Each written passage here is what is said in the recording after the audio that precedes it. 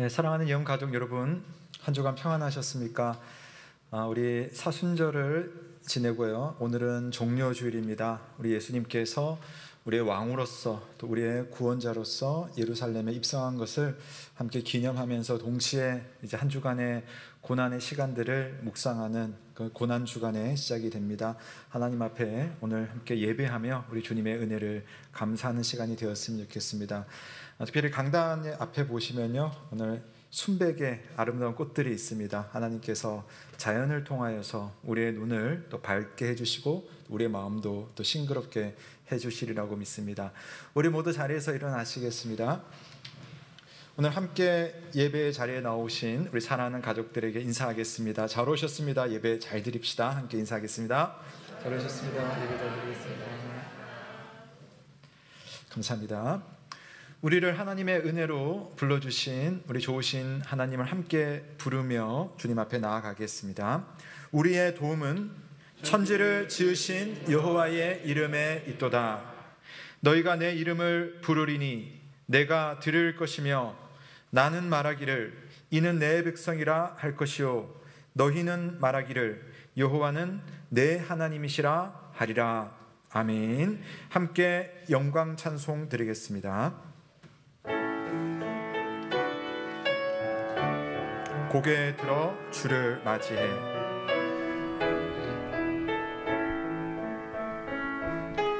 고개 들어 주를 맞이해. 엎드리어 경배하며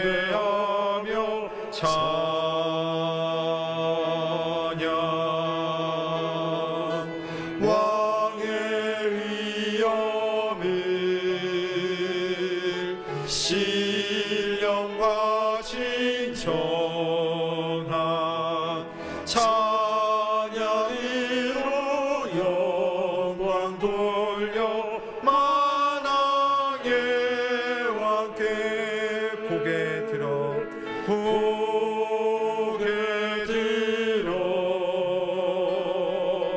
주를 맞이해.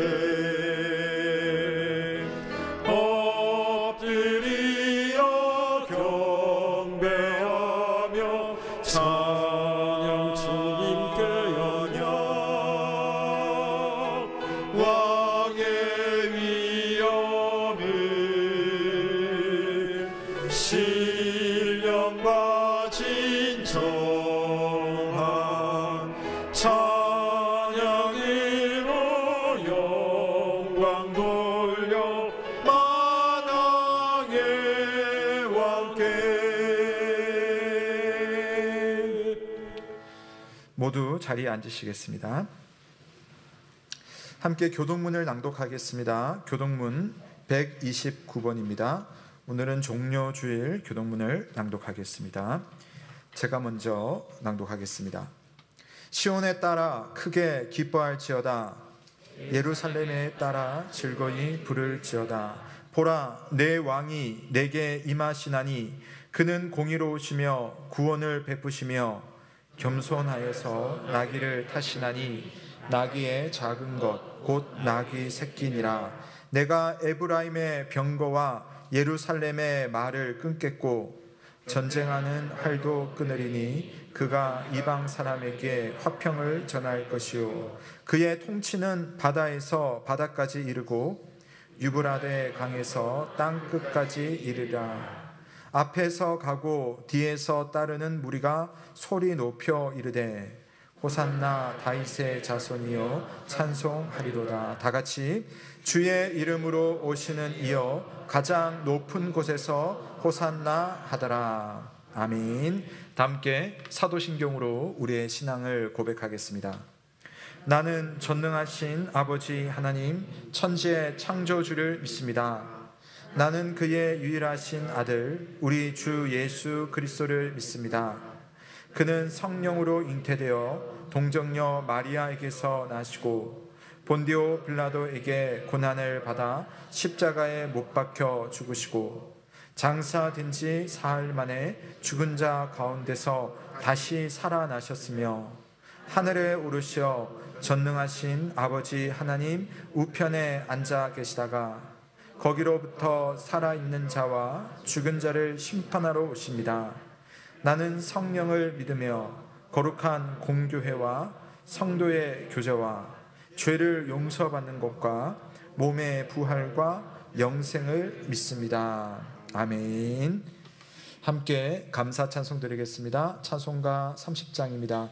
전능하고 놀라우신 나의 주님 찬송하겠습니다.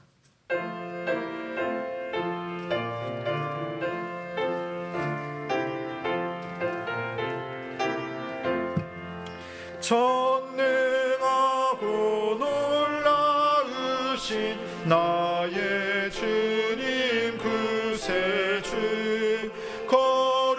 거룩하신 은혜의 왕 주를 경배합니다.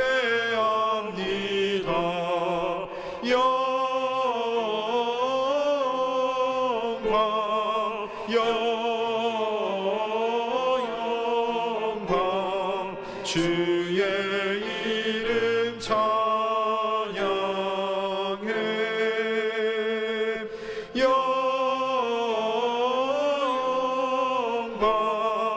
영광 귀한 이름 찬양해.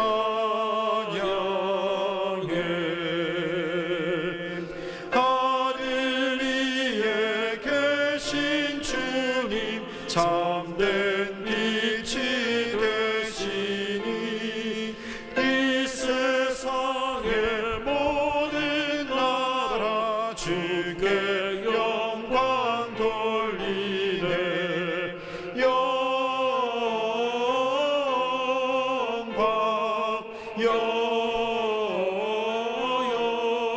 영광 주의 이름 찬양해.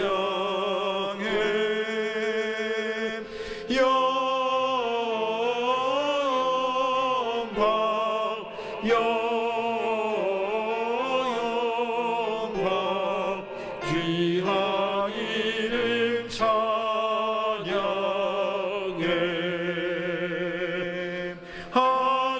하늘나라 보좌에서 죄악 많은 세상에 우리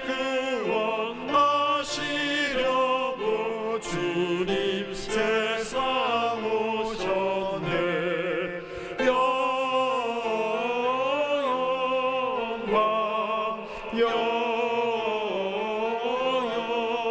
영광 주의 이름 찬양해.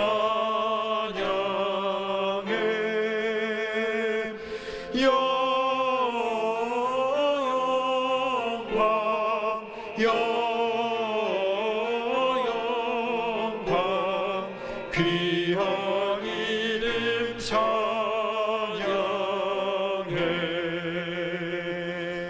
영원하신 우리 주님 어서 속히 오셔서 주의 모든 성도들을 전국 인도하소서.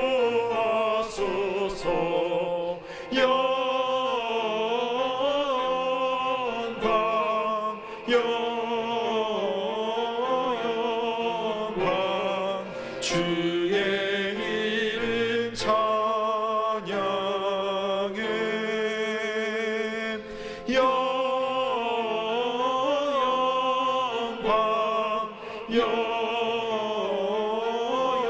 영광 귀한 이름 찬양해.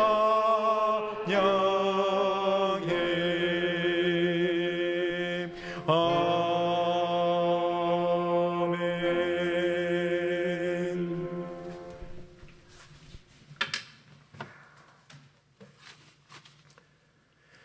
그가 찔림은 우리의 허물 때문이요 그가 상함은 우리의 죄악 때문이라.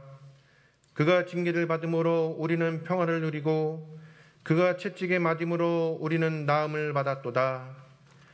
저희들이 무엇이길래 가시 면류관을 쓰시고 십자가에 매달리시어 창끝에 찔려 피 한 방울까지 다 쏟으시며 저희들의 대속 제물이 되신 주님, 저희들 보혈의 의미를 깨닫게 하시고 주님의 보혈로 인하여 구원해 주심에 감사드리며 고난 주간을 맞이하여 주님의 고난에 동참하며 경건의 시간을 가질 수 있도록 인도하여 주시옵소서. 나는 죽고 예수만 살게 하시고 모든 것을 주님께 의탁하며 온전히 주님의 발자취를 따르며 믿음으로 순종하며 살아가게 하여 주시옵소서.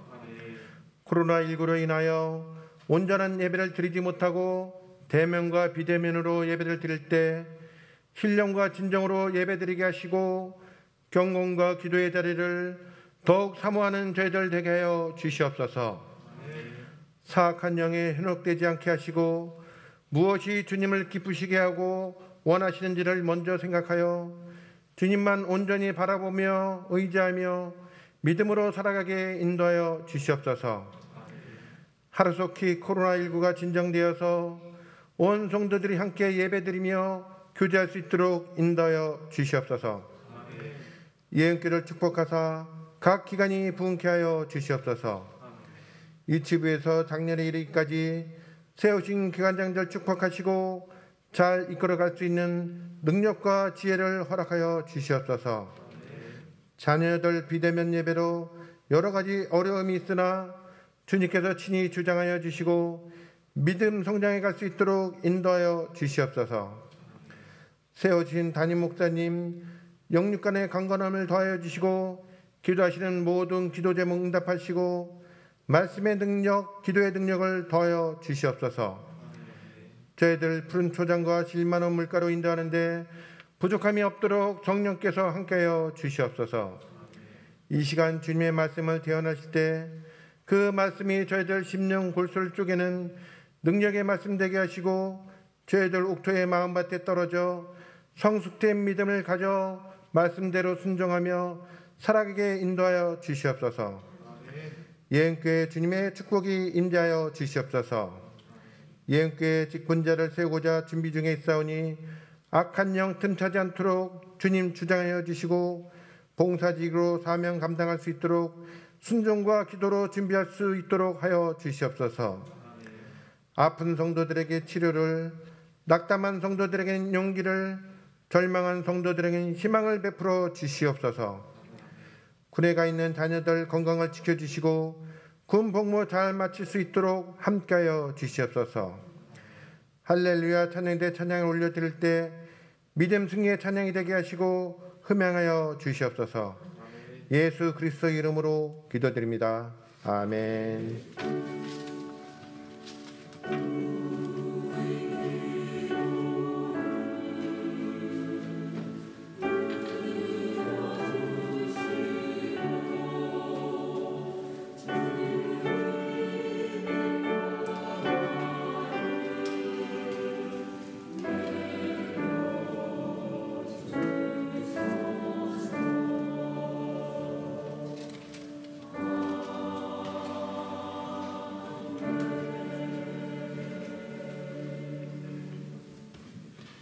오늘 우리에게 주시는 말씀은 여호수아 6장 6절에서 21절까지의 말씀입니다. 여호수아 6장 6절에서 21절 말씀입니다. 구약 성경 326면에 나옵니다. 여호수아 6장 6절에서 21절 말씀입니다. 눈의 아들 여호수아가 제사장들을 불러 그들에게 이르되 너희는 언약궤를 메고 제사장 7은 양각 나팔 7을 잡고 여호와의 궤 앞에서 나아가라 하고 또 백성에게 이르되 나아가서 그 성을 돌되 무장한 자들이 여호와의 궤 앞에서 나아갈지니라 하니라. 여호수아가 백성에게 이르기를 마침에 제사장 7은 양각 나팔 7을 잡고 여호와 앞에서 나아가며 나팔을 불고 여호와의 언약궤는 그 뒤를 따르며 그 무장한 자들은 나팔 부는 제사장들 앞에서 행진하며 후구는 궤 뒤를 따르고 제사장들을 나팔을 불며 행진하더라. 여호수아가 백성에게 명령하여 이르되 너희는 외치지 말며 너희 음성을 들리게 하지 말며 너희 입에서 아무 말도 내지 말라. 그리하다가 내가 너희에게 명령하여 외치라 하는 날에 외칠지니라 하고 여호와의 궤가 그 성을 한번 돌게 하고 그들이 진영으로 들어와서 진영에서 자니라. 또 여호수아가 아침에 일찍이 일어나니 제사장들이 여호와의 궤를 메고 제사장 7은 양각 나팔 7을 잡고 여호와의 궤 앞에서 계속 행진하며 나팔을 불고 무장한 자들은 그 앞에 행진하며 후군은 여호와의 궤 뒤를 따르고 제사장들은 나팔을 불며 행진하니라. 그 둘째 날에도 그 성을 한번 돌고 진영으로 돌아오니라. 엿새 동안을 이같이 행하니라. 7째 날 새벽에 그들이 일찍이 일어나서 전과 같은 방식으로 그 성을 7번 도니 그 성을 7번 돌기는 그날뿐이었더라. 7번째에 제사장들이 나팔을 불 때 여호수아가 백성에게 이르되 외치라. 여호와께서 너희에게 이 성을 주셨느니라. 이 성과 그 가운데에 있는 모든 것은 여호와께 온전히 바치되 기생 라합과 그 집에 동거하는 자는 모두 살려주라. 이는 우리가 보낸 사자들을 그가 숨겨 주었음이니라. 너희는 온전히 바치고 그 바친 것 중에서 어떤 것이든지 취하여 너희가 이스라엘 진영으로 바치는 것이 되게 하여 고통을 당하게 되지 아니하도록 오직 너희는 그 바친 물건에 손대지 말라. 은금과 동철 기구들은 다 여호와께 구별될 것이니 그것을 여호와의 곳간에 드릴지니라 하니라.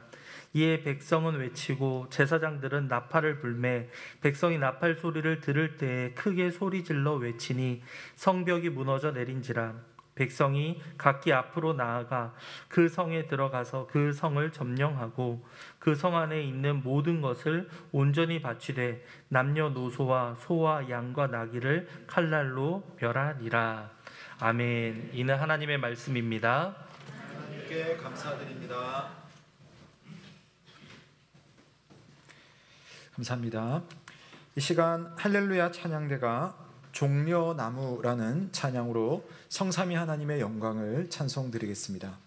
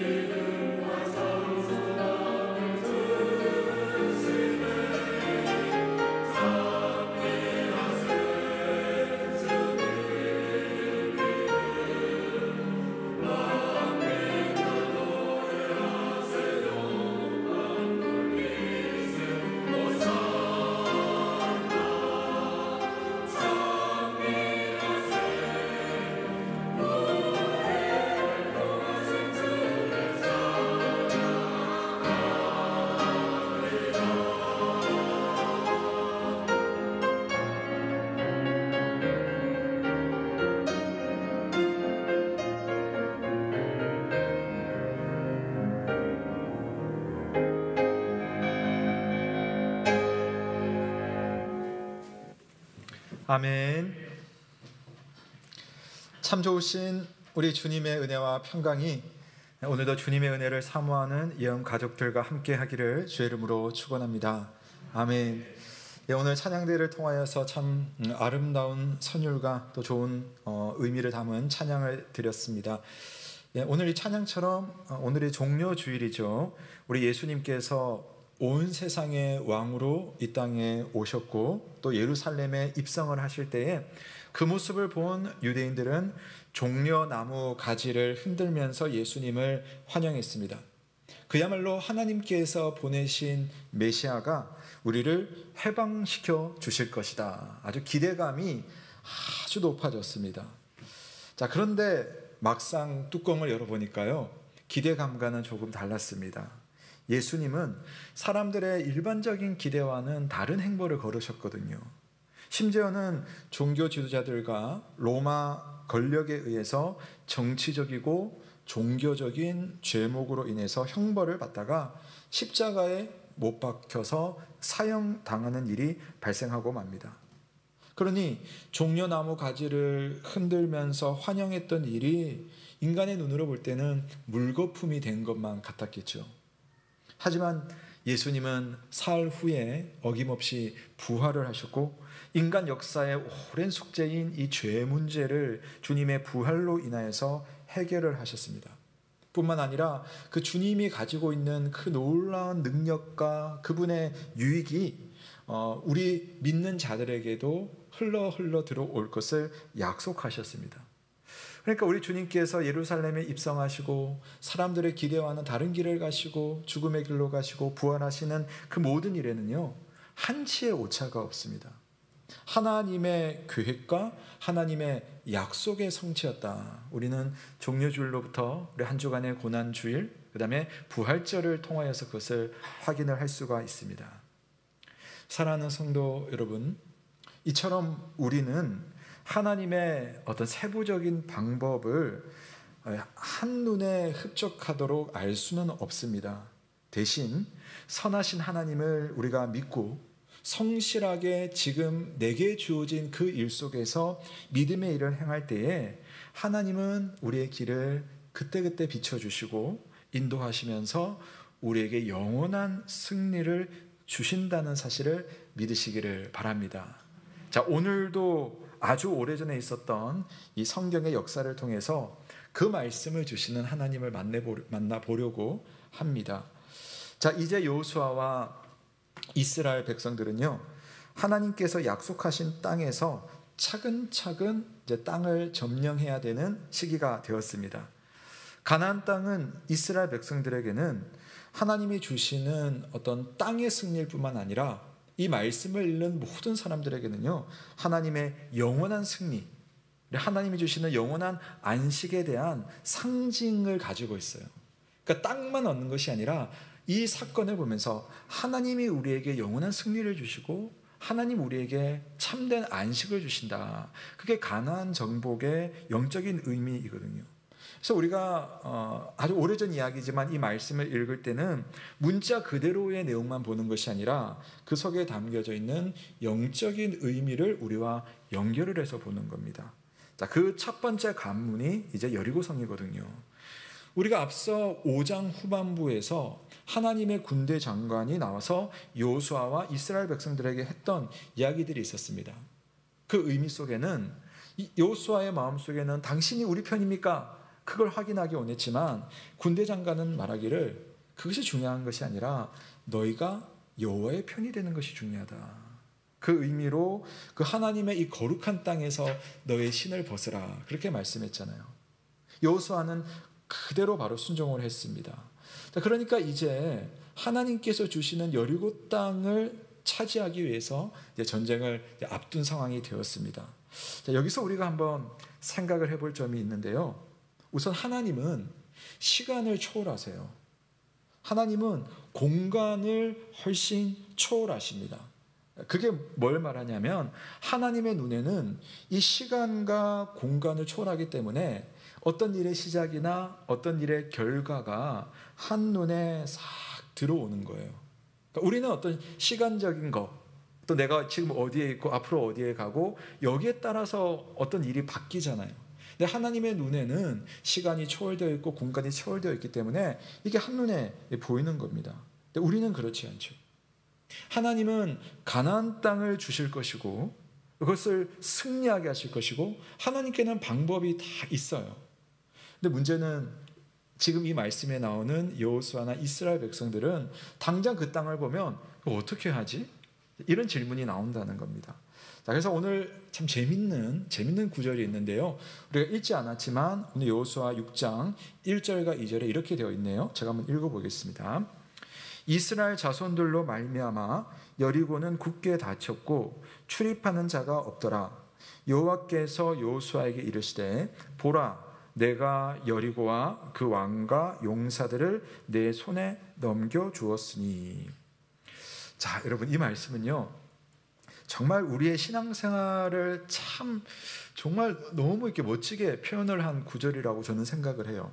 우선 2절 말씀처럼 하나님은 여호수아에게 또 이스라엘 백성들에게 여리고와 그 왕과 용사들을 다 넘겨주었습니다. 전쟁을 시작하지 않았어요. 그런데 하나님의 눈에는 시간을 초월하신 분이기 때문에 이미 다 승리한 거예요. 내가 너에게 주었노라 라고 하면 이건 그냥 승리를 이미 해놓았다라는 그런 말입니다. 하나님의 눈에는 승리가 있죠. 근데 문제는 여호수아와 백성들의 눈입니다. 그들은 지금 뭘 보고 있냐면 1절에 보니까 여리고가 굳게 닫혔다. 출입하는 자가 없더라 라고 되어 있습니다. 즉 이 성을 점령하는 것이 사실상 쉽지 않겠다라는 게 보이는 거죠. 물론 우리가 이미 쭉 본 것처럼 이스라엘 백성들이 요단강을 건너오는 순간부터 여리고 성에 있는 사람들의 마음은 녹아가지고 아주 두려움에 벌벌 떨었어요. 근데 그런 거 있잖아요. 진짜 사람이 너무 극도로 두려워하면 문을 꽁꽁 걸어 닫아 가지고 정말 이렇게 방어를 철통같이 하는 겁니다. 그러니까 여호수아 입장에서는 이 땅을 점령하는 것이 쉽지 않다는 거죠. 여러분 이게 참 중요해요. 하나님의 승리가 확실해도 그것이 우리에게 오기까지는요 과정이 필요하다는 것을 보여주고 있어요. 하나님은 승리한 거거든요. 우리에게 승리를 주세요. 근데 우리는 지금 뭘 보냐면은 꽁꽁 막혀 있는 문만 보이는 겁니다. 그 문을 열고 들어가기까지는 분명히 과정이 있습니다. 하나님께서 보시는 것과 내 눈이 보는 것에 이 간격을 줄여가는 것. 그럼 이게 믿음이에요. 이 과정이 여러분 신앙생활이라는 거죠. 여리고 성을 어떻게 점령해야 되나? 승리를 주신다고 했는데 이걸 어떻게 점령해야 하나? 이게 여호수아에게 있는 믿음의 숙제인 겁니다. 자, 이 질문을 고민하다 보면 우리의 믿음에 대한 중요한 원리를 몇 가지 발견을 해볼 수 있어요. 자, 첫 번째는요. 여리고 성을 점령하려면 하나님의 방법이 있다는 것을 우리가 꼭 알아야 됩니다. 우리에게로 한번 적용해 보면 우리가 신앙생활을 하면서 여러 가지 일들을 만날 때 우리의 마음속에 꼭 필요한 것은 하나님께는 방법이 있다. 이걸 가지고 있어야 돼요. 그게 믿음이고 하나님을 향한 어떤 신뢰의 태도입니다. 우리가 신앙생활을 하다 보면 이 문제를 당장 어떻게 해결하지? 이 방법이 보이지 않을 때가 있습니다. 또는 무엇인가 지금 내가 기도하면서 하나님의 인도함을 받는 것 같기는 한데 마음속에 이게 왜 이렇게 될까? 이런 방법이 가능할까 싶고 또 염려하는 마음, 또 약간 실망하는 그런 순간들이 여러분 있잖아요. 그럴 때 우리의 마음속에 하나님께 방법이 있다. 하나님의 방법은 내 생각과는 달라서 무궁하다, 무진하다라고 할 수 있는 그런 믿음인 거죠. 자, 이 믿음은 어디에서 오냐면요. 하나님을 알 때 오는 거예요.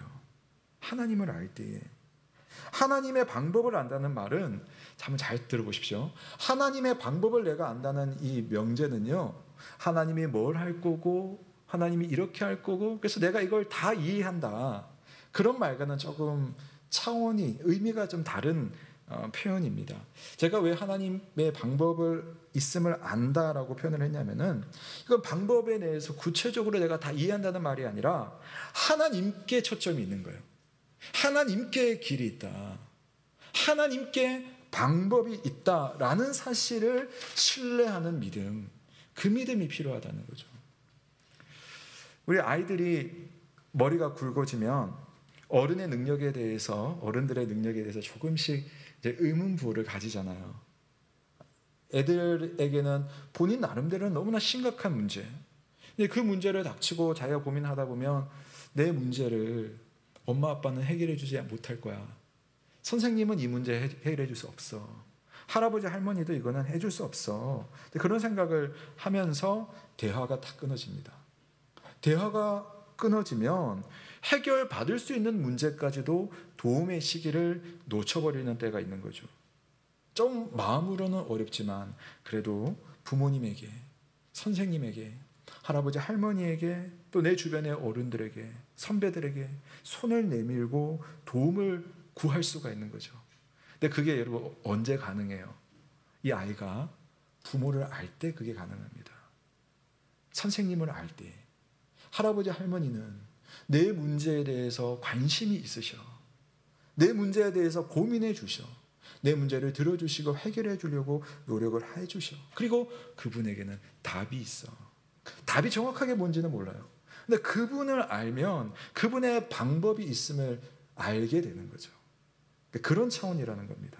방법을 구체적으로 이해해서가 아니라 그분을 아는 것. 오늘 굳게 닫혀있는 여리고 성을 보면서도 여호수아의 마음에는요, 부정적인 마음이 없어 보여요. 왜냐? 하나님께 답이 있으리라는 믿음이 있기 때문입니다. 여호수아는 하나님을 알았거든요. 하나님께서 그동안에 인도하시는 그 모든 순간을 경험하면서 하나님께 답이 있다. 하나님이 선하신 분이시다. 그걸 아니까 그분의 답에 대해서 자기가 전적으로 동의가 되는 겁니다. 물론 이해된다는 것과는 조금 차원이 다르다고 말씀드렸죠. 하나님께서 이제 여리고성을 점령할 수 있는 비책을 내어주시는데 사람의 입장에서는 그게 참 이상해요. 여러분 한번 생각해 보세요. 이런 방법으로 어떻게 여리고성을 점령할 수 있는가? 이렇게 이야기했죠. 제가 한번 정리를 해드릴게요. 첫 번째는 성 주위를 엿새 동안 돌아라. 그러니까 매일 하루에 한 바퀴씩 동네 한 바퀴 돌듯이 돌아라. 그때 이제 군대를 배치를 하는데 제일 앞에는 무장한 군대가 서고 그 중간에는 언약궤를 맨 제사장들과 또 7개의 나팔을 부는 7명의 제사장을 세우고 또 그 뒤쪽에는 또 후군으로 무장한 군대를 세우라. 그래서 이렇게 진을 짜고 하루에 딱 한 바퀴씩만 돌아라. 그리고 돌 때에는 소리는 일절 내지 마라. 다만 한 바퀴 돌 때 나팔을 양의 뿔로 만들어진 그 나팔을 한번 세게 붕 한번 불어라. 그게 다였어요. 6번을 6일 동안 돕니다. 그러다가 7째 날이 되었을 때는 조금 전략을 바꿔요. 그날에는 7번을 돌아라. 7번을. 1번, 2번, 6번, 7번을 돌아라. 7번을 돌 때가 되면 나팔을 한번 세게 부는데 그 나팔 부는 것과 함께 백성들은 와 소리를 질러라. 그러는 거예요. 그렇게 하면 여리고성이 와르르 무너질 것이고 무너지는 성벽을 보면서 그 땅에 들어가서 그 땅을 진멸하라. 이게 다였어요.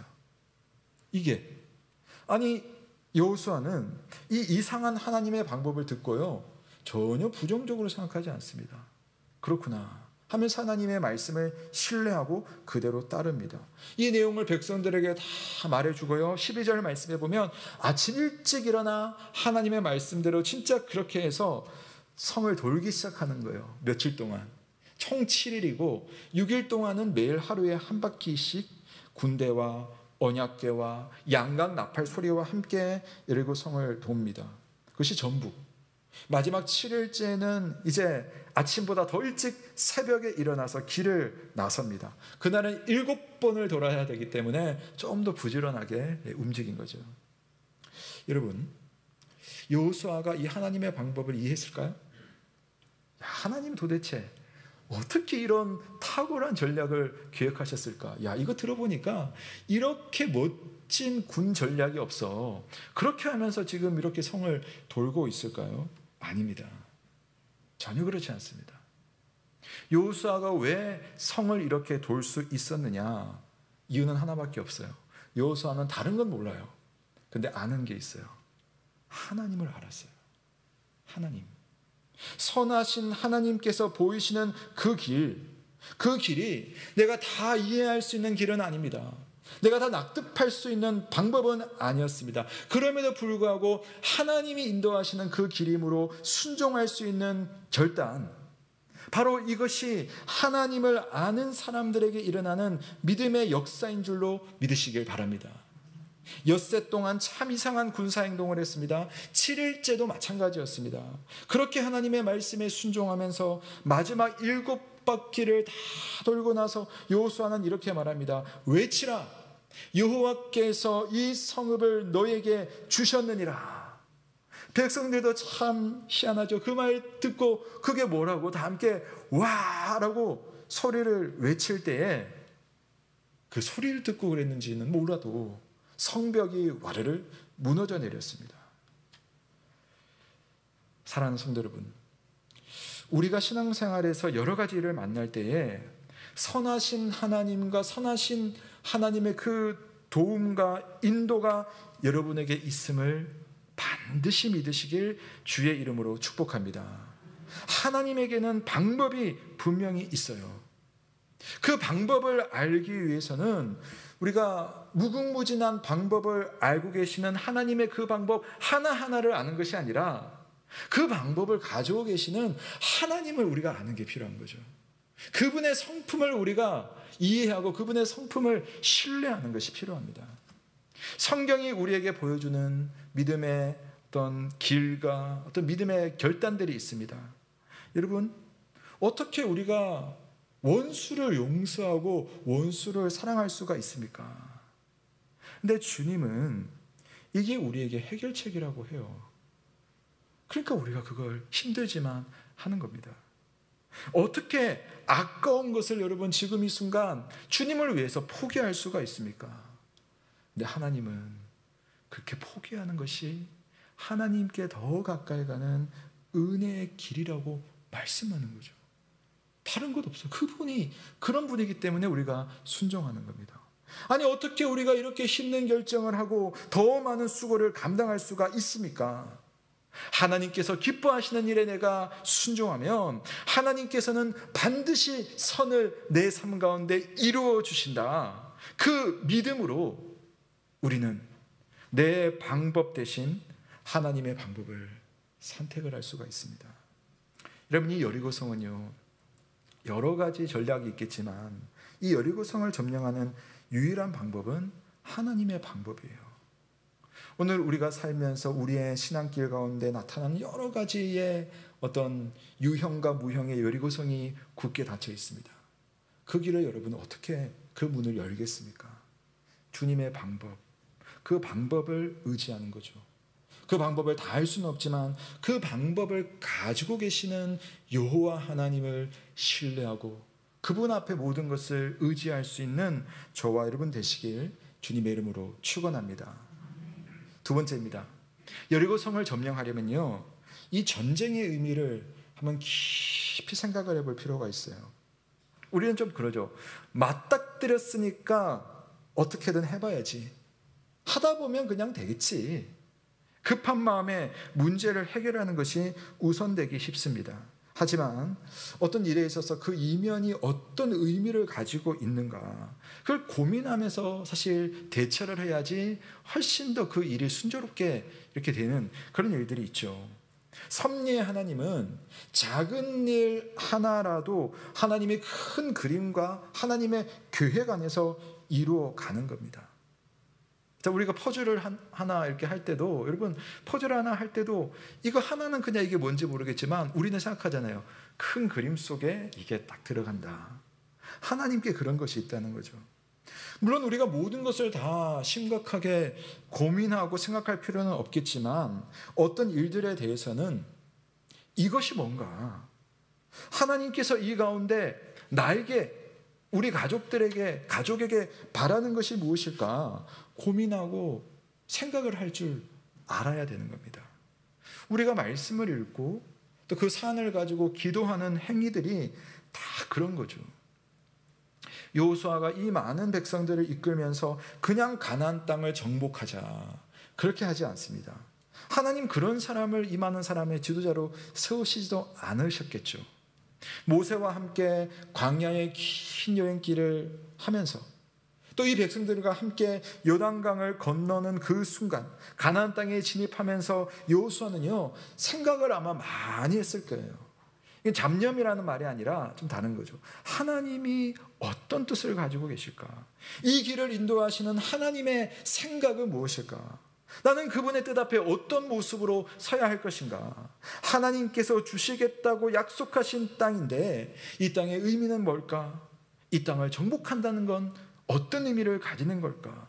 그걸 정립하면서 순간순간 자기에게 주어진 전투를 치러 나가는 겁니다. 그래서 여호수아는요, 변화무쌍한 상황을 만날 때마다 상당히 균형 감각이 있어요. 이게 참 중요해요. 균형이 있습니다. 그러니까 이 말은 이런 거죠. 감정적으로 대응하지 않아요.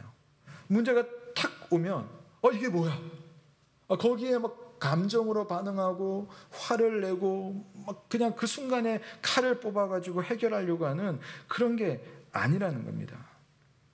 아마도 모세를 보면서 여러 가지 시행착오를 또 보았고 또 스스로도 많은 과정 속에 훈련을 받았기 때문이겠죠. 그런 사람이므로 하나님께서 어떤 상황들을 만들어서 자기에게 다 주시고 또 그 가운데서 하나님께서 이렇게 해보자 명령을 하실 때에 여호수아는요, 거기에 반감 가지지 않습니다. 다른 궁리를 하지를 않아요. 여러분, 우리가 이 하나님의 뜻을 이루고 또 하나님의 복을 받으려면 반드시 순종해야 한다는 것 다 아시죠? 다 아시잖아요. 자, 그러면 하나님께 여러분 순종하는 것이 과연 쉽던가요? 일례로 아까 말했던 원수를 용서하라, 너무나 잘 아는 주님의 말씀인데 그 말씀 우리가 순종하는 것이 얼마나 힘이 듭니까? 어릴 때 보았던 우리 믿음의 선배들이나 부모님들은 참 하나님 앞에 어쩜 그렇게 그런 믿음의 결단을 하실까? 어떻게 그렇게 하나님 앞에 끝까지 순종하실까? 우리가 보았는데 막상 성인이 되어서 내가 그렇게 하려고 하면 이게 잘 안 돼요. 그 결단에 대해서, 그 순종의 의미에 대해서 우리의 생각이 좀 더 쌓일 필요가 있다는 거죠. 오늘 말씀에서 관련해서 한번 제가 정리를 한번 해드리고 싶은 게 있는데요. 이 여호수아 말씀을 읽는 사람들 중에는 이 본문이 아마 좀 정직하게 여러분 한번 읽어보면 불편한 분들이 계실 수 있어요. 어릴 때는 여호수아 장군과 여리고성이 무너진 장면 되게 멋지고 통쾌한 장면인데 사실은 이 말씀 자세히 읽어보면요, 무서운 이야기거든요. 여리고를 점령했습니다. 우리 마지막 쪽으로 가게 되면 여호수아는 라합과 라합의 가족들을 약속대로 구출을 해주죠. 구원을 해주죠. 그 다음에 나머지 여리고 사람들을 어떻게 합니까? 이게 참 이상해요. 여리고에 있는 군인들뿐만 아니라 여성들, 어르신들, 심지어는 어린아이들까지 칼날로 진멸하라는 하나님의 명령이 나와요. 여호수아가 어떻게 합니까? 그 백성들과 함께 실제로 남녀노소 가리지 않고 다 칼로 죽여버립니다. 금과 은과 동은 하나님의 성소에서 쓰이기 때문에 그것은 이제 모아놓고 나머지 여리고성에 있는 집이라든지 물건이라든지 가재도구라든지 모든 건 다 불태워버리는 겁니다. 17절과 18절에 보면 그것을 온전히 바치고라고 되어 있어요. 온전히 바치고. 이 바친다는 말은 다 없애버려서 하나님께 드려서 다 없애버린다는 그런 표현이 있어요. 이것을 들어보신 분 아마 계실 것 같은데 히브리어로는요 헤렘이라고 해요. 헤렘. 이거 한번 여러분 기억해 놓으시면 언제든 한번 들을 일이 있을 거예요. 헤렘. 이건 바치는 물건이다라는 표현인데 사실 우리 번역에는 그냥 바치는 것으로만 되어 있지만 사실 여기에는 제가 말씀드렸던 것처럼 불태워서 파괴해서 이건 내 것으로 삼지 않고 하나님 앞에 다 없애서 바치는 것을 헤렘이라고 합니다. 그래서 21절에 보면 여기 진멸한다는 표현이 되어 있잖아요. 진멸한다, 멸한다.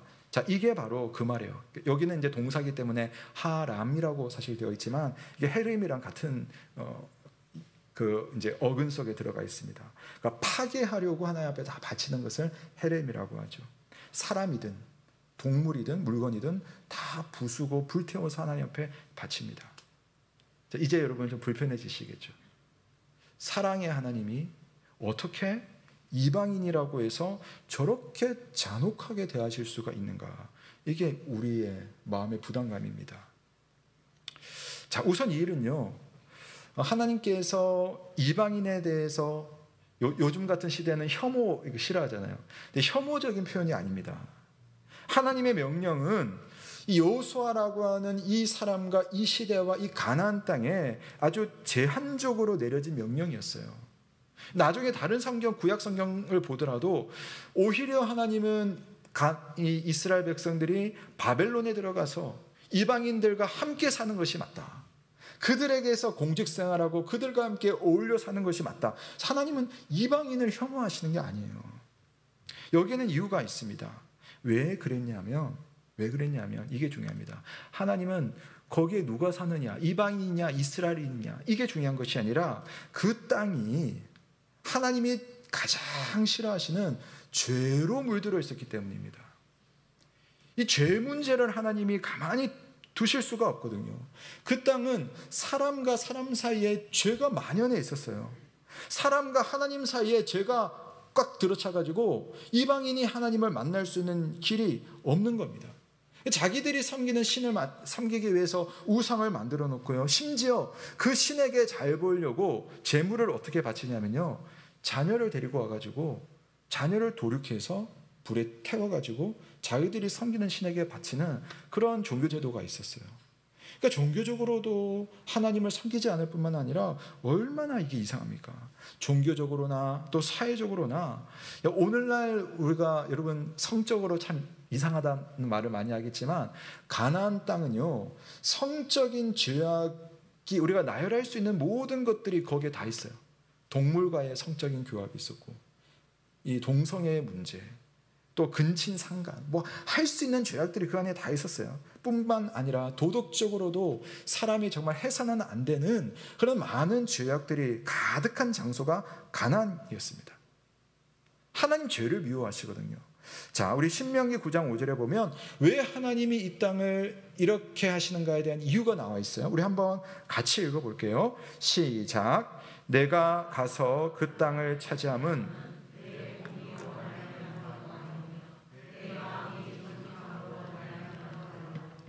이 민족들이 악함으로 말미암아 내 하나님 여호와께서 그들을 내 앞에서 쫓아내심이라. 아멘. 여기 이유가 있죠. 이스라엘아 너희들이 잘나서 너희들이 특별해서가 아니다. 그 땅이 죄로 가득 차 있었기 때문에 이 죄 때문에 이 백성을 쫓아내는 거다. 그렇게 말하는 겁니다. 실제로 여러분 이렇게 해서 이스라엘 백성이 가나안 땅에 딱 정착하잖아요. 근데 이 백성이 여러분 시간이 흐르면 어떻게 됩니까? 이 사람들이 우상을 섬겨요. 이스라엘 백성들이. 이 사람들이 이 안에서 엄청난 죄악을 저지릅니다. 하나님 어떻게 하시겠어요? 이 백성들에게 벌을 내리시는 거죠. 이 백성들이 아수르에 의해서 바벨론에 의해서 칼날에 맞아서 죽게 되고 그 먼 곳으로 포로 생활을 가게 되는 그런 일들이 일어나는 겁니다. 죄를 미워하시는 하나님께서 이 타락한 상태를 두고 볼 수가 없는 거예요. 참고 참다가 심판을 하시는데 다만 이스라엘을 통해서 가나안 땅을 심판을 하시는 겁니다. 차별하는 것이 아니에요. 하나님은 죄를 미워하시고 하나님을 바르게 예배할 수 있는 환경을 만드셨습니다. 적어도 우리가 이 순간을 볼 때는 우리가 여러 가지 생각할 수 있겠지만 하나님의 관점으로 우리는 생각을 할 수가 있어야 되는 거죠. 여호수아도 마찬가지입니다. 이게 여러분 쉬운 일이겠어요? 어린아이들을 그 5살, 6살 핏덩이 아이들을 눈앞에 두고 칼로 그게 어떻게 가능합니까? 여리고성을 점령했더니 정말 우리 백성들의 사기를 올려줄 수 있는 수많은 전리품이 있는데 그 전리품을 나눠주는 것이 아니라 불태워서 하나님 앞에 바치라.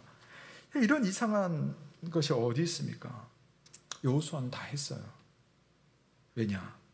그간의 하나님의 뜻을 깊이 생각한 거죠. 과연 이 전쟁이 뭐냐? 내가 이 땅을 점령해서 그냥 잘 먹고 잘 사는 것이 이 땅의 의미인가? 그것이 아니라 그분이 우리에게 요구하시는 이 땅의 의미를 고민하니까요. 하지 않아야 될 것에 대해서는 하지 않음으로 순종하고 해야 될 것에 대해서는 함으로써 순종을 할 수가 있었습니다. 사랑하는 여러분, 우리가 믿음으로 살기 위해서는요, 여러분들이 포기해야 할 것이 있어요. 과감하게 버려야 할 것들이 때로는 있습니다. 힘들어도 잘라내야 할 습성이나 죄의 모습들이 이렇게 있어요. 사실 죄라고 하는 것은 그 죄를 지을 때는 얼마나 달콤한지 몰라요. 여러분, 죄 지으면서 여러분, 이거는 너무너무 내가 괴로워하면서 죄 짓는 사람 없잖아요. 남을 미워할 때도 그 미워하는 것이 사실 달콤하거든요. 그래서 여러분 하잖아요. 그래서 우리는 그 죄를 짓는 순간에는 이 죄를 죄라고 분별을 하지 못합니다. 우리가 죄와 이별하기 위해서는 죄를 묵상하면 되는 것이 아니라 죄를 미워하시는 하나님과 그분의 뜻에 깊이 묵상하는 믿음의 습관이 필요한 거죠. 예수님께서 예루살렘에 입성하신 이유가 무엇입니까? 우리에게 그저 죗값을 묻고 고통과 형벌을 주시려고 하지 않으셨어요.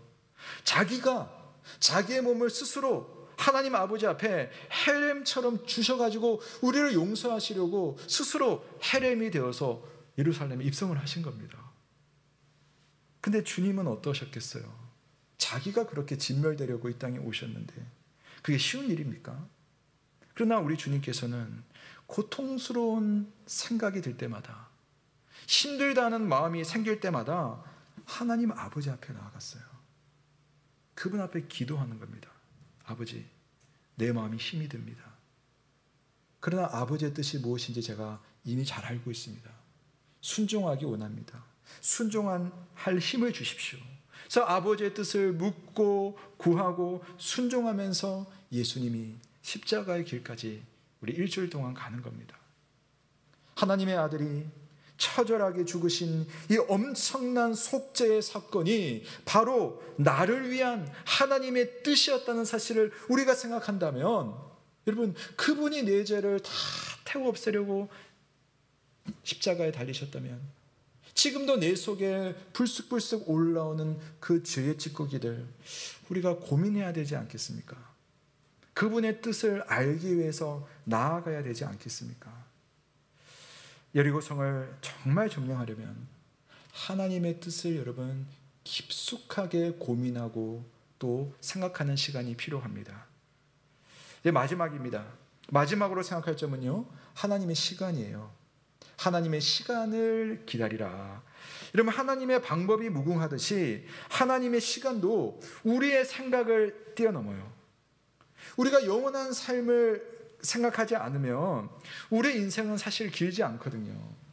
하나님은 우리의 시간을 볼 때에 딱 80년, 100년만 보는 것이 아니라 영원한 시간을 딱 보시는 겁니다. 사실 우리의 눈은 지금에 고정되어 있고 또 길어봤자 80년, 100년 여기에 고정이 되어 있다 보니까 시간에 대한 조바심들이 있어요. 여러분 그렇지 않아요? 내가 지금 내 가족들과 살아가는 이 시간 동안 뭔가가 일어나야 되는데, 이 시간 동안 뭔가를 내가 좀 이렇게 해내야 되는데, 그런 조바심이 있습니다. 하나님께서 주신다는 약속이 있으면 그냥 뭔가 좀 단번에 확 되는 것이 하나님의 은혜라고 생각을 하죠. 근데 하나님은 좀 반대예요. 그렇게도 하시겠지만 때로는 이 사람에게는 단번에 주지 않는 것이 은혜겠다라고 하는 일들도 있다는 겁니다. 그런 게 있어요.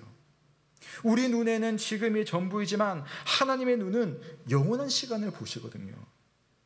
그래서 아브라함은 여러분 기다렸어요. 야곱도 여러분 오랫동안 기다렸어요. 요셉도 하나님의 뜻에 따라서 총리가 되기까지 고통스러운 시간을 견디며 기다렸어요. 모세도 광야에서 기다렸고 심지어 40년 광야 생활을 하게 됩니다. 긴 시간을 기다려야 할 때도 있고 때로는 내가 볼 때 이게 타이밍인데 하나님은 이건 타이밍이 아니야 비껴가도록 하는 그런 시간들도 있습니다. 오늘 말씀은 어떤 식으로 나타납니까? 7일이에요. 7일. 7일이 바로 그 시간입니다. 6일을 한 바퀴씩 돌라고 했어요. 싸움을 하는 것도 아니고 체력 단련하는 것도 아닙니다. 그냥 성 한 바퀴. 이스라엘 백성들이 그 시간 동안, 아니 24시간 동안 뭐 실제 도는 시간이 얼마나 걸릴지 모르겠지만 그 도는 시간과 나머지 남는 시간 동안 어떤 생각이 들었을까요? 어찌 보면 시간 낭비죠. 총 144시간. 겉으로 보기에는 아무 일도 일어나지 않았어요. 하지만 여러분, 과연 그렇습니까? 과연 이 7일 동안 아무 일도 일어나지 않았을까요? 하나님의 입장에서 보시면 하나님은 그 시간을 하나님의 시간으로, 하나님의 뜻으로 그 7일간 차곡차곡 채워 가시고 계셨던 겁니다. 여러분의 믿음은요, 그 시간을 하나님의 시간으로 바꾸어 생각하는 거예요. 왜 나에게는 이런 긴 기다림의 시간이 있어야 되는 걸까? 믿음은 그 시간을 하나님의 시간으로 바꾸어서 보게 해주는 거죠. 그래서 믿음의 사람들은 넉넉한 마음으로 서두르지 않고 해야 되는 일들을 차근차근 해나갑니다. 하나님의 뜻을 불안해하지 않고 순종하면서 기다리는 것도요, 여러분 큰 믿음이에요. 여러분 그럴 수 있다면 하나님 여러분에게 은혜를 주신 겁니다. 시간은 길고 왜 해결이 안 되냐. 근데 그때 여러분 그럼에도 하나님 생각하면서 그 길을 간다면 그게 은혜인 거죠. 저희 집 막내가 이제 초등학교 2학년인데요. 인생 고비 하나가 이제 이 아이한테 조금 있으면 닥칠 거예요. 자기는 몰라요. 그런데 자기가 꼭 한번 넘어야 되는 인생의 산이 가까이 왔어요. 자, 2학년에게 있어야 되는 인생의 고비. 저는 그게 뭐냐면요. 구구단이라고 생각하거든요. 구구단. 큰 언니도 넘었고, 둘째 언니도 넘었고, 아빠도 넘었고, 엄마도 넘은 그 무시무시한 산. 왜냐하면 제가 저한테 무시무시했거든요. 저는 2학년 때 정말 이게 구구단이 그렇게 안 외워지는 거예요. 그래서 이게 구구단 친구들은 다 학교 끝나고 집에 가는데 저랑 지금도 이름도 기억나는 제 친구 3명이랑 학교에 남아가지고 해가 뉘엿뉘엿 질 때까지 5시까지인가 뭐 하여튼 그때 저희는 그때 오후반이 있어가지고 다 끝나고 나서 오후반에 끝나고 저녁이 막 이 해가 지는데 구구단을 외운다고 선생님 앞에서 눈물 찔끔거렸던 그 기억이 있어요. 근데 그게 이제 남아있는 게 자기는 몰라요. 우리는 알죠. 어떻게 해야 됩니까? 다른 거 없어요. 2단부터 9단까지 주구장창 보고 외워보고 입으로 중얼중얼 해보는 것밖에 없습니다. 사실 당사자는 지금은 괴롭고 못할 것 같습니다. 하지만 우리는 다 알잖아요. 그 시간을 차근차근 거쳐가고 나면 9구단의 산은요 정복되어 있어요. 더 높은 산으로 가는 거긴 하지만 정복이 되어 있습니다. 사랑하는 여러분, 지루하고 괴로운 시간이 내게 있어도 하나님은요 여러분의 그 시간을 통해서 하나님의 시간을 이루어 간다는 사실을 믿으시기 바랍니다. 우리의 시간이 영원하고도 복된 시간이라는 사실을 생각하면서 넉넉한 마음으로 살도록 기도하는 것, 그래서 마음을 단단히 하는 것, 그게 우리가 해야 되는 어떤 믿음의 결심인 것 같습니다.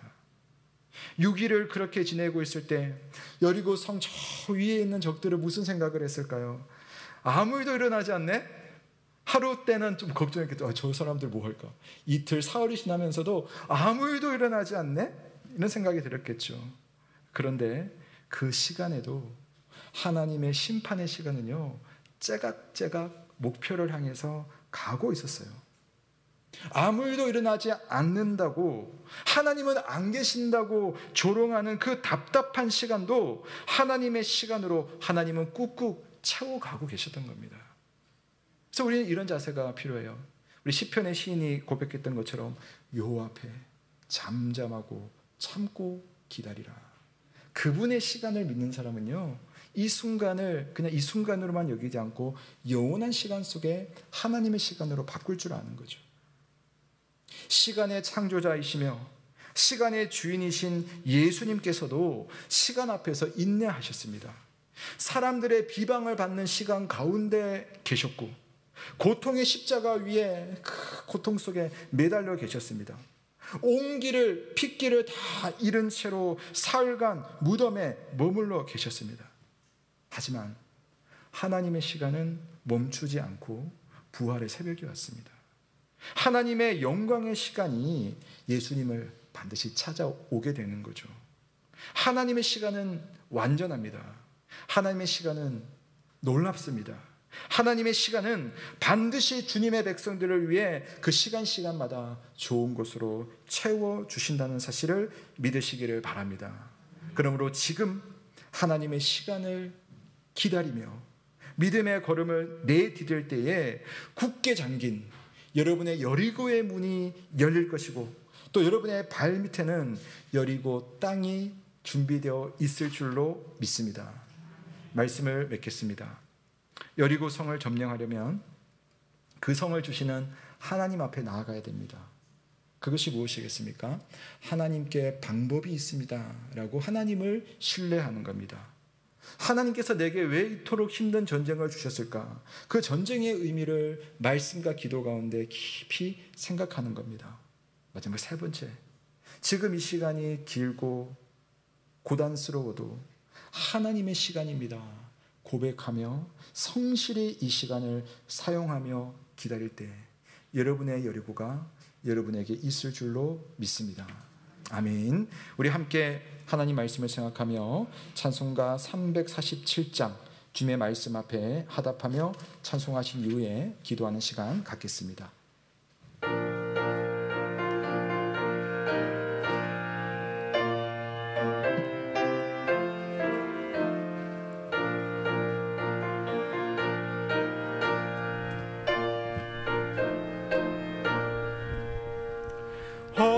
허락하신 새 땅에 들어가려면 마음의 준비 다하여 힘써 일하세. 여호수아 본받아 앞으로 가세. 우리 거할 조선은 주님 품일세. 시험할 땅에도 낙심 말고서 남의 걱정 버리고 힘써 일하세. 여호수아 본받아 앞으로 가세. 우리 거할 조선은 주님 품일세. 앞서 가신 예수님 바라보면서 모두 마음을 합하여 힘써 일하세. 여호수아 본받아 앞으로 가세. 우리 거할 조선은 주님 품일세. 일할 곳이 아직도 많이 있으니 담대하게 나가서 힘써 일하세. 여호수아 본받아 앞으로 가세. 우리 거할 조선은 주님 품일세. 아멘. 사랑하는 여러분, 오늘 말씀 6장의 첫 시작은 하나님은 우리에게 이미 승리를 다 주셨고 다만 우리의 눈은 여리고 성이 굳게 닫혀 있는 장면을 보았다라는 것으로 시작이 되고 있습니다. 마찬가지로 우리가 이 땅에 사는 동안 영적인 여리고 성 앞에서 우리가 고민하고 또 두려워하는 그 순간에도 하나님은 우리에게 피할 길을 주시고 문을 열 수 있는 방법을 다 예비하셨습니다. 다만 우리의 눈이 지금의 시간 속에 갇혀 있고 하나님의 시간에 동참하지 못하기 때문에, 그분의 방법을 신뢰하지 못하기 때문에 참 우리는 초조해지고 또 인내심이 극에 달하는 것 같습니다. 그러나 오늘 여호수아의 이 모습을 보면서 우리가 어떻게 우리 앞에 있는 영적인 여리고성을 점령할 수 있을까 답 하나를 찾았습니다. 첫 번째는 하나님의 방법이 있음을 신뢰하는 겁니다. 다 이해하는 방법이 아니라 방법이 있으신 하나님을 신뢰할 때 그 길이 우리에게 보이는 줄로 믿습니다. 두 번째로는 하나님이 내게 왜 이와 같은 상황을 주시는 걸까? 말씀 가운데, 기도 가운데 그 의미를 깊이 생각하는 거죠. 마지막 세 번째, 길고 고단한 시간이지만 이 시간을 하나님의 시간이다 생각하며 성실하게 나아갈 때에 하나님은 영원한 시간 속에서 오늘 이 시간을 하나님의 시간으로 바꾸고 가십니다. 우리 한번 하나님 내게 이런 믿음 주십시오. 여러분 각자 눈앞에 있는 그런 영적인 여리고성을 하나님 내가 잘 점령할 수 있도록 나에게 이런 믿음을 허락하여 주옵소서. 우리 함께 기도하며 주님 앞에 나아가겠습니다. 기도하겠습니다.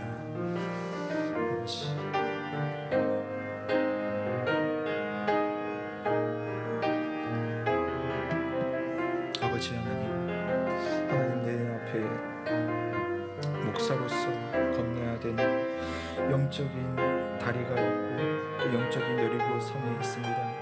하나님 그 상황 앞에서 인간적인 두려움이나 염려보다는 하나님을 더 신뢰할 수 있는 마음을 허락하여 주옵소서. 내게 일어나고 있는 이 영적인 전쟁터의 상황의 의미가 무엇인지를 알 수 있도록 말씀과 기도 가운데 답을 찾는 시간들을 있게 하시고 또 이 고단한 시간이 하나님의 시간이며 하나님의 은혜의 그런 방법임을 신뢰하며 나아갈 수 있는 그런 우리가 될 수 있도록 주님 인도하여 주옵소서. 주님 내 안에 믿음의 길이 영광스러운 하나님의 능력이 나타나기를 간절히 바라옵고 소원합니다. 좋으신 하나님 아버지, 오늘 하나님의 말씀으로 우리의 길을 비추어 주심을 감사드립니다. 내 눈앞에는 굳게 걸어 담긴 여리고성과 같은 나의 상황들이 있습니다. 그러나 주님의 눈에는 초월하시는 그 시간과 공간과 방법 속에서 하나님의 좋으신 방법과 해결책이 있음을 내가 믿사오니 우리의 상황 속에 무엇보다 하나님을 알 수 있도록 그 방법이 있으신 하나님을 신뢰할 수 있는 믿음 되도록 주여 인도하여 주옵소서. 그러기 위해 하나님 내게 일어난 모든 상황 환경 속에 하나님의 뜻을 고민하며 기도할 수 있는 믿음의 시간들이 있게 하시고 더불어 힘들고 어려운 이 시간이 하나님의 시간으로 바뀌어가며 채워진다는 사실을 생각하며 이 시간 속에 낭망하지 않고 성실한 마음과 몸으로 주님 앞에 드려지는 삶이 될 수 있도록 은혜를 베풀어 주옵소서. 오늘 주님 앞에 눈앞에 있는 여리고성으로 고민하는 성도들에게 하늘의 문을 열어주시고 좋은 곳으로 인도하시고 채워주시길 간절히 바라옵고 소원하옵나이다. 하나님, 이제 한 주간 주님 앞에 고난 주간의 시간들을 또한 묵상하며 예수 그리스도의 그 마음과 그 생각을 돌보고 또 생각하기 원합니다. 하나님 이 시간이 주님 앞에 드려지는 시간 되게 하고 주님과 동행하는 시간 되게 하고 우리의 삶을 주님 앞에 더 깨끗하며 또 영광스러운 시간으로 바뀌어가는 한 주간의 시간 될 수 있도록 은혜를 베풀어 주옵소서. 하나님 주님 앞에 예물을 올려드린 손길들이 있습니다. 하나님께서 기억하시고 하나님의 귀한 일에 사용되는 정직하고 영광스러운 예물이 되게 하여 주시고 또 성도들의 가정마다 하나님 은혜로 채워주시길 간절히 바라옵고 소원하옵나이다. 이 모든 것 주께 감사를 드리며 예수 그리스도의 이름으로 기도드립니다. 아멘. 교회 소식 전해드리겠습니다. 오늘은 우리 예수님의 예루살렘 입성을 백성들이 환영했던 날을 기념하는 종려주일입니다. 그리고 종려주일과 함께 이제 한 주간의 주님의 고난을 또 기억하는 고난 주간들이 있습니다. 이 기간 동안 여러분 우리 묵상하는 큐티 말씀 지금 고난 주간과 관련된 묵상들이 계속 올라오고 있으니까요. 함께 말씀을 좀 생각하면서 고난 주간을 좀 주님 앞에 잠잠히 그렇게 보내시면 좋겠습니다. 그래서 고난이 있을 때에 주님의 부활이 더 빛이 납니다. 우리 부활절을 잘 맞이할 수 있도록 한 주간 주님을 함께 묵상하셔 주시길 부탁드리겠습니다. 네, 우리 지난주에 있었던 교회 직원 선거 결과를 공지하겠습니다. 이미 문자로 여러분 다 아시지만 우리 공식적으로 한번 통보를 하도록 하겠습니다. 지난주 투표 인원은 총 우리 무흠 세례교인 120인이 투표를 하셨고요. 또 우리 헌법에 의하면 투표 수의 3분의 2, 그러니까 우리에게는 80표 이상이 우리 당락을 좌우하는 기본 기준 표가 되겠습니다. 그래서 80표 이상 중에 우리 숫자에 드는 분들을 저희가 공표를 하겠습니다. 장로로는 박상록 집사님, 안수 집사로는 고천진, 김형우, 이종섭 집사님, 권사로는 권숙자, 김관숙, 박성자, 안양임, 오성자, 이옥배, 장순영, 황미아 집사님 이렇게 선출되었습니다. 물론 과정이 좀 더 필요해요. 우리가 임직하는 그 순간까지는 교육이 필요하고 또 그런 과정 속에 혹시 다른 변수가 일어날 수도 있겠지만은 우선 투표를 통해서 하나님의 뜻을 우리가 발견했다 생각을 하시면 되겠습니다. 선출되신 분들은 하나님 앞에 겸손한 마음으로 또 준비를 해주시면 좋겠고요. 또 아쉽게 선출되지 않으신 우리 집사님들도요, 우리 하나님 앞에서 더 은혜 가운데서 또 성숙한 마음으로 또 믿음 가운데서 또 함께 주님의 교회를 여전히 잘 섬겨주시면 감사하겠습니다. 그래서 그런 우리 집사님들이 계셔서 참 고맙고 또 감사한 마음입니다. 두 번째로는요, 그래서 다음 주에는 공동의회를 한 번 더 개최를 하게 됩니다. 우리 선거 규정에 의해서 우리 이제 정해진 숫자에 차지 않았을 때는 2차 투표를 할 수 있는 규정이 있습니다. 그래서 권사가 10인 중에 2인이 모자란데요. 우리 나머지 분들 중에 이제 다득표 순으로 2인을 최종 후보로 올리게 됩니다. 그래서 방영희 집사님, 이경순 집사님을 후보로 세우고 이분에 대해서는 각각에 대해서 찬반 투표를 합니다. 한 분에 대해서 찬반, 한 분에 대해서 찬반을 해서 다음 주에 마지막 공동회의를 하고 이 결과로 그냥 이제 다 정리가 되는 거겠습니다. 다음 주에는 1부, 2부 예배 후에 무흠 세례 교인들께서 공동회의를 통해서 투표에 참여해 주시겠습니다. 우리 한 번 더 여러분 또 기도해 주시고 많은 참여를 부탁드리겠습니다. 성례식 있습니다. 4월 11일 부활절 다음 주일 오전 예배 시에 학습 세례 입교 성례식이 있습니다. 그리고 성례식을 위해서 그 전날 4월 10일에는 문답식이 있습니다. 우리 대상자들은 꼭 기억하시고 참여해 주시기를 부탁드리겠습니다. 마지막으로 오늘 강단에 참 예쁜 꽃이 이렇게 딱 멋지게 있죠. 오늘 이 꽃들은요, 김대중 장로님 가정에서 준비해 주셨습니다. 오늘 하나님의 영광을 또 이렇게 표현해 주셔서 다시 한번 감사를 드립니다. 네, 여러분 한 주간 여러분의 삶 가운데 있는 여리고성 여러분 힘차게 공격하시고 또 점령하시고 주님의 은혜를 누리셨으면 좋겠습니다. 우리 모두 자리에서 한번 일어나셔서 한번 인사하도록 하겠습니다. 네, 표현은 좀 공격적이지만 의미를 담아서 여러분 한번 인사할게요. 하나님의 뜻으로 점령합시다. 우리 한번 서로를 위해서 한번 인사하도록 하겠습니다. 하나님의 뜻으로 점령합시다. 예. 영적인 승리가 여러분의 삶 가운데 있기를 주의 이름으로 축원합니다. 우리 함께 마침 찬송 성도의 노래 찬송하시고 강복 선언으로 예배를 마치겠습니다.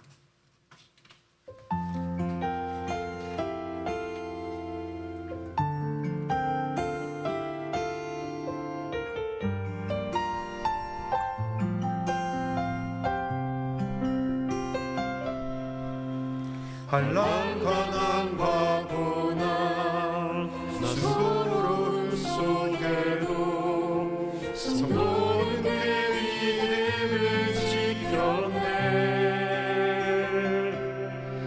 주를 섬기는 일에 자신을 다드리며 진리의 말씀과 성령으로 그 길을